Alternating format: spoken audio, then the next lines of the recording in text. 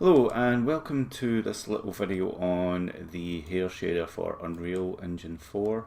Now, a few people have been asking why is the hair so shiny or metallic looking, and it's basically all down to the settings. I'm not very good at visualizing hair on a per project basis. I'm more kind of just like what looks good to me at this point in time. I'm trying to kind of hit both worlds where it looks like it could work for real hair and also it could work for stylized hair. So I'm just going to click on the material here and show you the actual controls. So you get all these parameters, right, and they all do different things. This anisotropic bend is basically just pushing the tangent of the normal map and you get this kind of effect. So I'm going to bring that to there. The frizz brings in, it's like a little micro texture, right, and you can kind of see it noising it up there, and that's good for some details. Right, you can do frizz effects color to get a little bit of color variation.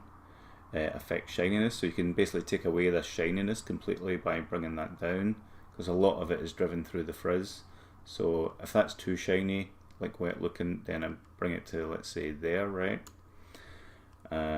Frizz effects the specular, which is similar to the shininess, but it's got a little bit more color inheritance. Keep base colors is just a way of boosting the base colors, right? And that's driven through these values. Light aniso base is a fake light that comes from above for the time being until I incorporate a world space light direction. This is just a kind of fake light that you can move around. So you can see I can move this to a point and kind of change the power of it and things. And it just gives a kind of secondary effect. I can shift it around and turn it. But if you don't want that, you can just take away light aniso base and that goes away. So this light aniso is kind of not really needed, but it's there in case you want that just extra little gleam to things to give it more stylized look. So normal map power is the actual normal map effect coming in, so you can take that away to the point where it pushes the normals down the way, but then you can bring the anisotropic bend. You can only bring that bend in actually if there is normal map power, so you need like a little bit, and then the anisotropic bend will push that even more. So you do need a little bit of normal map power. You bring that in. The shininess level here is a kind of global shininess for it, so you can make it really shiny to the point of looking almost like plastic, but you can bring that down. And the spec level is again kind of secondary effect. Spec color inheritance, so how much of the color does it inherit, so that kind of kills it a bit, and that's quite nice. So now there you go, it's a little bit metallic looking, but that's kind of down to the colors and things here, so you can bring these colors more into kind of greyish tone, saturate them, desaturate them a bit.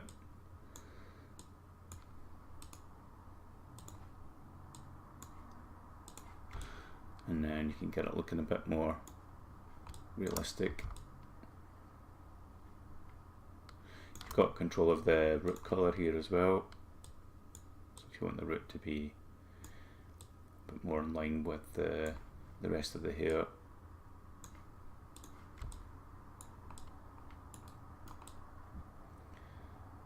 And if it's a little bit too glowy, to keep base colors, just reduce that down.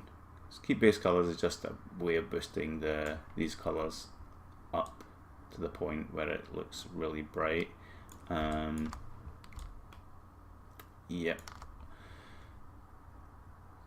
Maybe rename that to like bleach out or something. But I think there's a kind of more natural hair look. This looks a little bit shiny, so you can take the shininess down here or frizz effect shininess down to the point where it just has a nice little shine, not too much. So you can change the colours quite easily. If you want, you can go in and change these maps as well. This is the color driver, so the root, the tip, and the color are driven through the red, the green, and the blue channels respectively. There's also the alpha channel, which is got the opacity map in it, but I've split this out and treated it as its own layer, own texture layer, just so that you've got more control of it. So we can change up these colors. You've got your two tones for the variation. So let's go for, I don't know, just some orangish. This color doesn't represent this color, right? So just look at this one. I always get this mixed up. Always look at this one and don't look at this values. It does my head in that. Right. So I'll make it kind of nice brown here.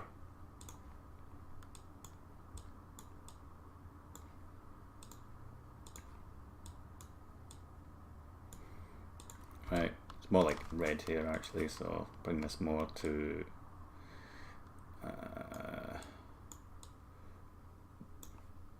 something like that, right? And if you want it to be really shiny,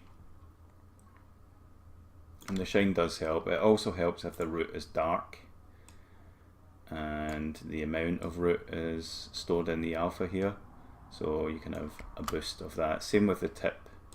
So tip color, I think, well, maybe I've not, maybe the tip color is just, yeah, tip color is just what it is, right? So I can make the tip a little bit darker and that has a nice effect. So let's start to bring the shininess up, and I'll show you how far this can be pushed. So that's just a little bit of shine, right? It's quite nice, almost blondie. Spec level, you can see it brings in the secondary shine, which is affected by other things like the effect shininess. Let's bring it right, let's bring everything up as much as possible. Shiny level, spec level is up, anisotropic, so you can choose to sort of bend this round to this point here, and you can see it's got a kind of secondary highlight. But if you push it right round, it loses that secondary highlight, so you get the option of those. Keep base colors, and then we can bring in this light aniso base. Just this kind of enhances the edges a bit. You want to be kind of careful with it. Just use it kind of sparingly. You can change the position and power and things of that.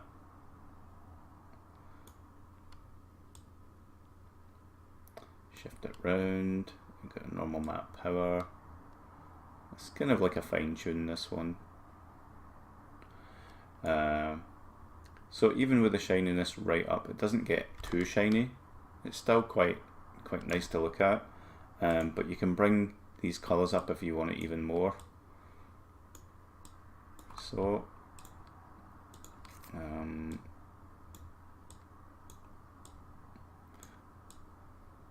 let's go blonde here. And again, if you don't like the shininess, we just bring it right down. And also frizz effect shininess, you can bring that down. Just bring everything down, right? Everything down. The opacity level, you can see you can control that as well. Normal map power. The twist here, I'm just going to take that away. So if you take everything down, you get more or less just a diffuse look, right? There's no shine on it, not very much at all. You can change the aniso a bit to get a shift there. You can also change the normal map power for that. Frizz effect specular shine. It's a case of just playing with a few things, and it's good to have a little bit of shine. So if I start to bring some lights into the scene, let's bring a light in. You can see already the amount of effect this light's having, it because it's so close. So I'm just going to change the intensity of that to like 1. Move it down a bit, you can see the effect that's got. I really like the shadows that Unreal produces, especially the local shadows. It's really nice, and you can see how much it's reflecting that light, it being so close. But I'll make it even sort of darker, right? Just a nice local light, and you can see it's reflecting off a little bit.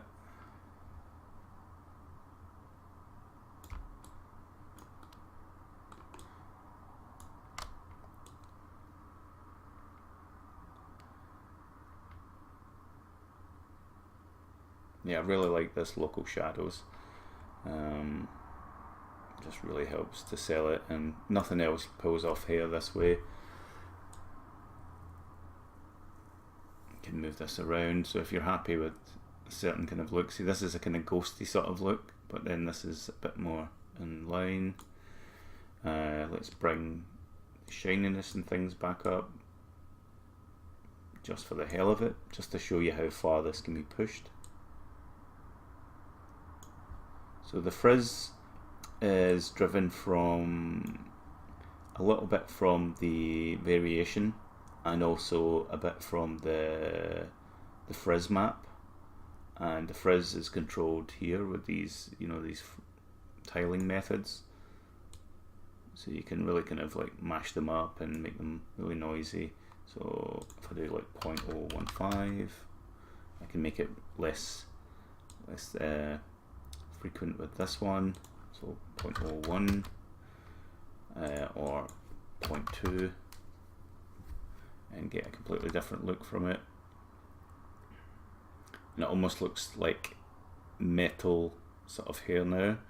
So because it's so shiny, I'm going to bring it down, and it's not so bad. You can see it gets all these nice kind of spectral lights and things. It just has a nice highlight to it, but you can change all that. A lot of it's down to this light and ISO power and base as well to get these extra highlights. And I'm just wondering if there's actually a parameter that would affect that. Let me just check the material master. So this is the grid that powers this is the graph that powers it at the minute. I just want to change. So we got multiply, power base, add, okay, lerp, multiply with base. Might add a color node in here. Right, so I'll add color. You add a color node. See? No.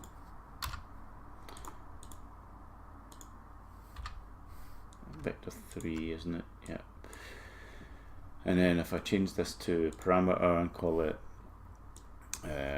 light ISO color. God, I've been typing that and never even typed it. Light ISO color, and like a default of white, right?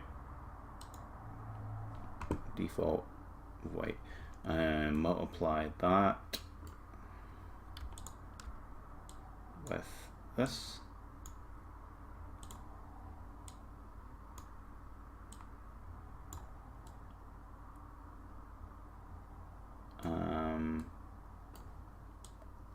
Okay, so this one will inherit the color of the hair. That's what's happening there, but I may want to force a color. So forced color, alright. And let me just apply that and see what it does. Move the parameter up. Light ISO forced color. Right. Cool. So now everything should have an extra thing, like an ISO force color, right? So if I enable this, then maybe, yeah, that's good. So now I can get an extra color through. So I think that's been needed for a while, because every time I use this, like an ISO base, you got this color here, but I just want to be able to like control it. Obviously if it's too strong, then it's just gonna be overkill. So you want to bring it down, but at least it's tintable, right? It just gives an extra tint to things. And let me just move it around. It's way too high at the minute, but it's just to show it off. So light and ISO base and light and ISO forced color. Let's change this around. And just move it around to get something from it. I think it's this that it's creating, this extra band, and I could even change it to blue, hopefully. Yeah, just another stylized thing. It's probably not realistic, but it's got some kind of highlight effect.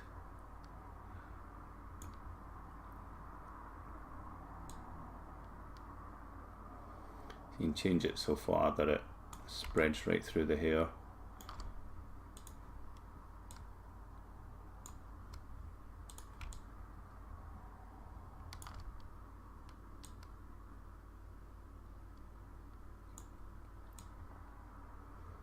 So less color inheritance means that it's going to use its own color.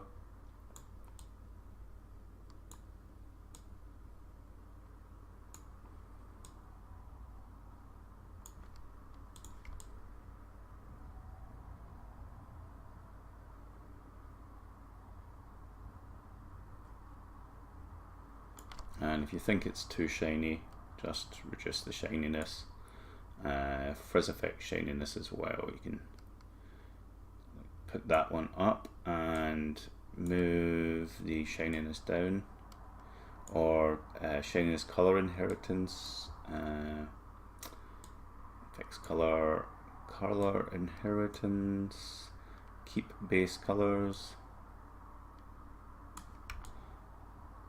and eventually you get something that's not too bad. It's not hyper realistic, but it's not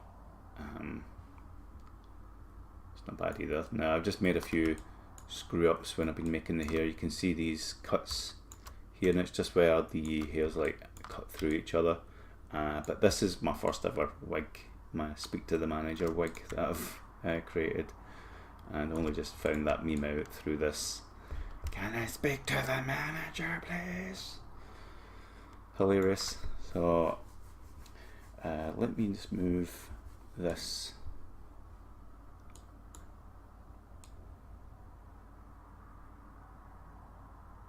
I wonder if I can move this up. I mean, it's in the color group. I can't really move it to where I want it, can I?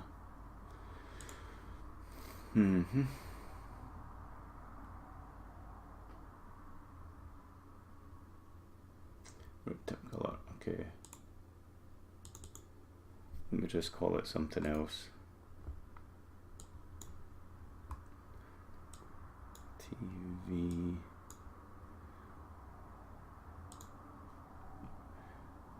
Needs a forced color, right?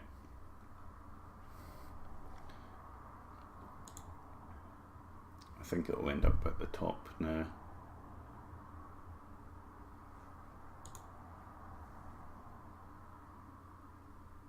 Yeah, it's up there, so that's cool. So you can push and pull this tone around and get a nice extra effect from it. And yeah, I'm pretty happy with it overall. It's definitely more usable. Let me make up a dark hair just to show you that I can do dark hair as well. So if I make all these like black first, make them all really dark. God, that's so annoying. Just go black, like weird sliders.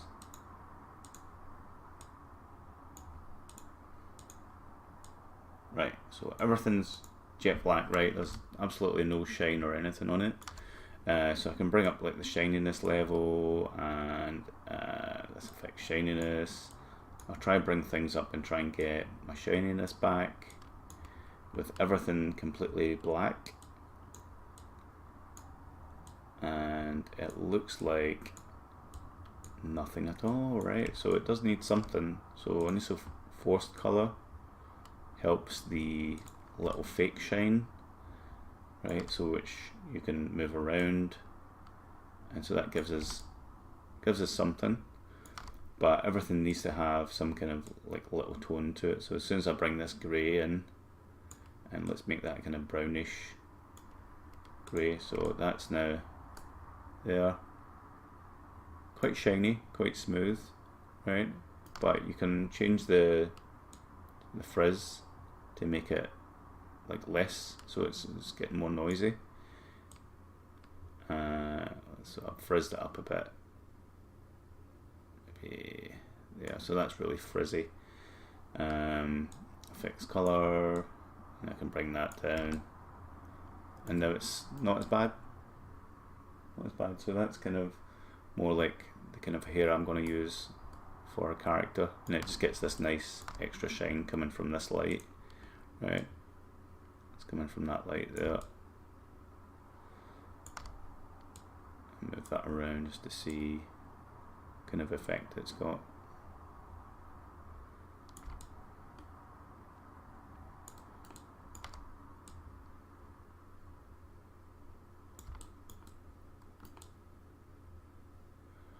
Right, so from that then you can add more shine to it. Then we can change the anisotropic just for a different effect.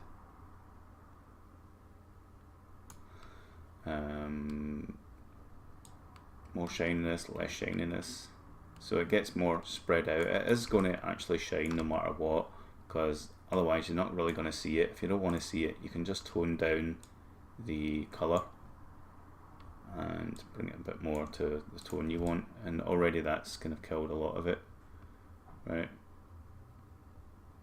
If it's still too shiny, just make sure that everything's got a small value, just to mix things up so they're kind of lowish grey colours. Right, they're all kind of similar values, right? And then just bring the shininess down. And it's got this kind of like overall kind of shine coming from this light. Really like the shadows though. I think that's the unique selling point of this hair shader, that it supports all these shadows. Alright, so that's a bit of a long video, but I'll turn it into a quick video just so you can see what I've been doing, and I hope you've enjoyed this tutorial, and please support me by buying this pack. It's going to be an Unreal Engine marketplace if it's not on it already at the time of doing this video. Then it will be there soon. Otherwise there's a few other places where I can get this pack to you. Just follow the links below. Feel free to comment or suggest any improvements if you want it to be more realistic hair or more stylized. I'm going to be working on that, where you can control a few extra things, but I do need to get a blueprint into the level that gets the directional light, because a lot of it's dependent on that. So yeah, just moving the directional light around and wherever the controls are for it. Yeah, you can see that moving this around gives you a bit of a shine as well, and all that stuff. So yeah, thanks for watching. Bye.